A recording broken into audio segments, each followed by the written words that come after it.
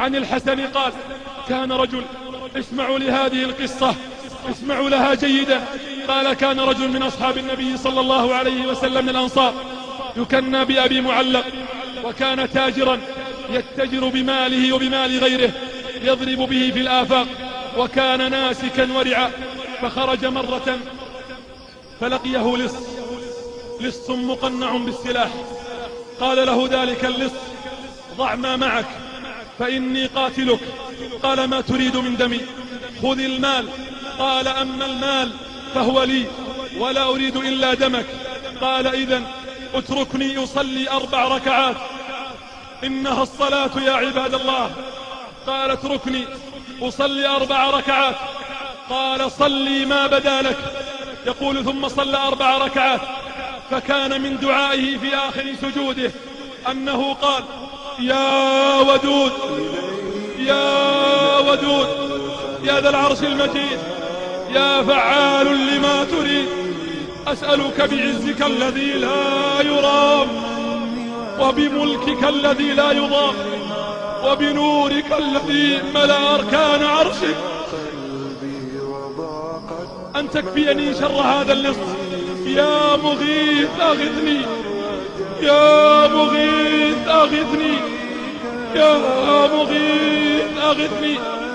فإذا هو بفارس قد أقبل بيده حربة، قد وضعها بين أذني فرسه، فلما بصر به اللص أقبل نحوه فطعنه فقتله، ثم أقبل إلي قال لي: قم. فيقول: قمت. فقلت: من أنت بأبي وأمي؟ فقد أغاثني الله بك اليوم. فقال: أنا ملك من أهل السماء الرابعة.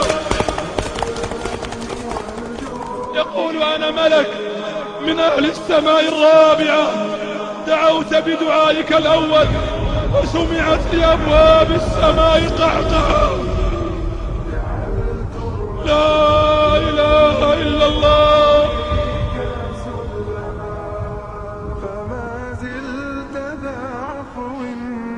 يقول: دعوت بدعائك الأول وسمعت لأبواب السماء قعقعة، ثم دعوت بدعائك الثاني وسمعت لأهل السماء ضجة، ثم دعوت بدعائك الثالث فقيل لي: دعاء مكروب، وسألت الله أن يوليني قتله. اسمعوا يا أهل الحاجات، اسمع يا مكروب، اسمع يا مهموم، اسمع يا مظلوم.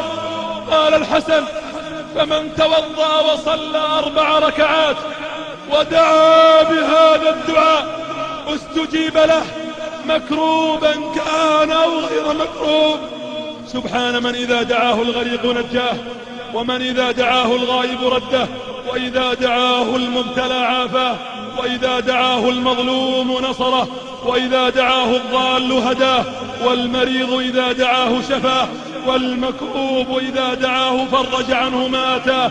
ليتنا ندعو الله كثيرا، ليت ضعفنا يتصل بقوته وفقرنا غرباء ولغير الله لا نحمل جباه، غرباء وارتضيناها شعارا في الحياة، غرباء ولغير الله لا نحمل جباه، غرباء وارتضيناها شعارا للحياة.